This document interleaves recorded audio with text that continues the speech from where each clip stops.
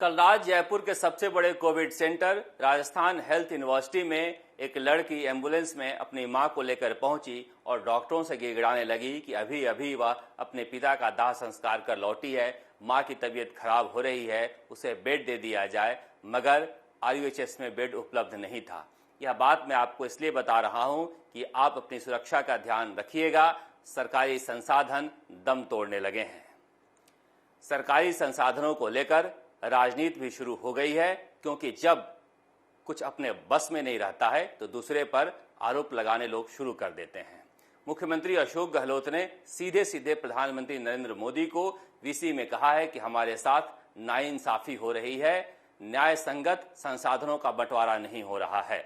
गुजरात को 1200 metric ton oxygen दिया जा रहा है, जबकि हमें 180 मीट्रिक टन ऑक्सीजन दिया जा रहा है। गुजरात को 1,63,000 रेमडेसिविर दवा दी गई, मध्य प्रदेश को 92,200 दी गई, जबकि हमें मात्र 21,000 दी गई है।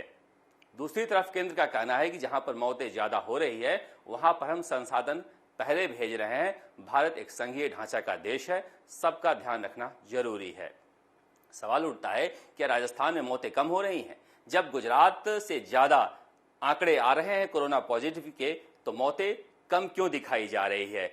हमारी पड़ताल में सामने आया है कि जोधपुर में पिछले 24 घंटे में 36 मौतें हुई हैं, जबकि कोरोना का आंकड़ा 17 बताया गया है मौतों का। जयपुर में शमशान में 26 शव पहुंचे हैं, जबकि मौत 13 दिखाई गई है रिकॉर्ड में।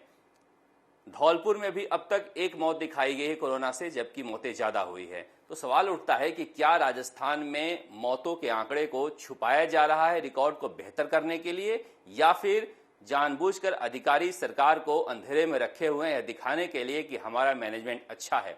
जब तक सही तस्वीर सामने नहीं जाएगी तब तक हमें संसाधन कम मिलते रहेंगे।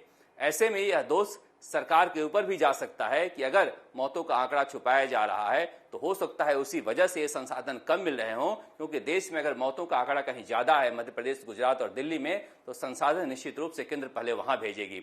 ऐसे में मौतों का आंकड़ा अगर छुपाया जा रहा है तो राजस्थान की जनता के साथ नाइंसाफी होगी। अगर ये आंकड़ा दिया जाता है तो लोगों में डर भी बैठेगा।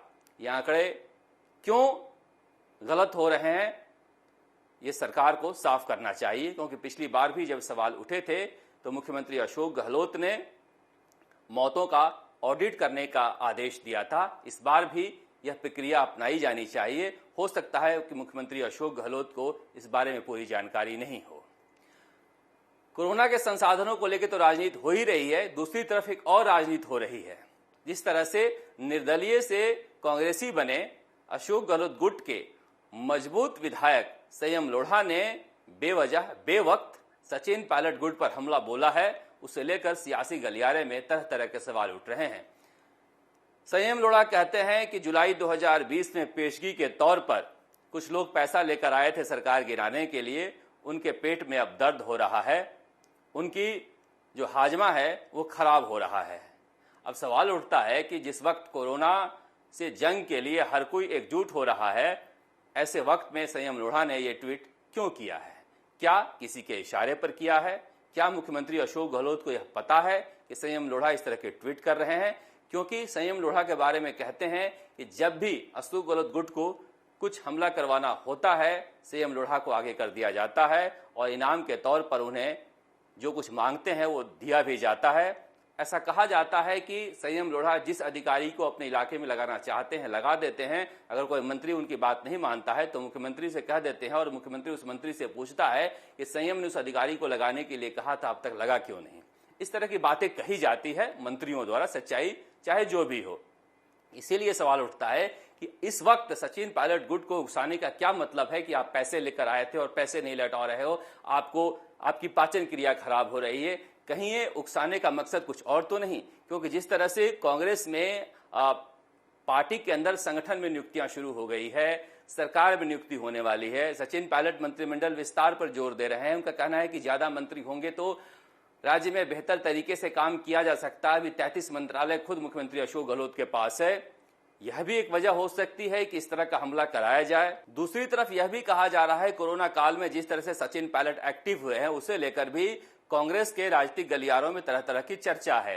सचिन पायलट जहां से भी खबरें आ रही हैं कोरोना में परेशानी को लेकर अधिकारियों से बात कर रहे हैं, जिला प्रशासन से बात कर रहे हैं, सरकार में बैठे मंत्रियों से बात कर रहे हैं। उसे लेकर कहा जा रहा है कि एक विधायक की हैसियत से सचिन पायलट इस तरह से आदेश क्यों दे रहे हैं, इस तरह से कामकाज के बारे में क्यों पूछ रहे हैं। तो हो सकता है कि इस वजह से भी एक संदेश देने की कोशिश की जाए और पुराने गड़े मुर्दे को उखाड़ा जाए ताकि सचिन पायलट गुट जो है वो बैकफुट पर आए। लेकिन मुख्यमंत्री अशोक गहलोत को अपने विधायक को नसीहत देनी चाहिए कि इस तरह के संकट की घड़ी में इस तरह की राजनीति न करें। राजस्थान तक के लिए जयपुर से शरद कुमार।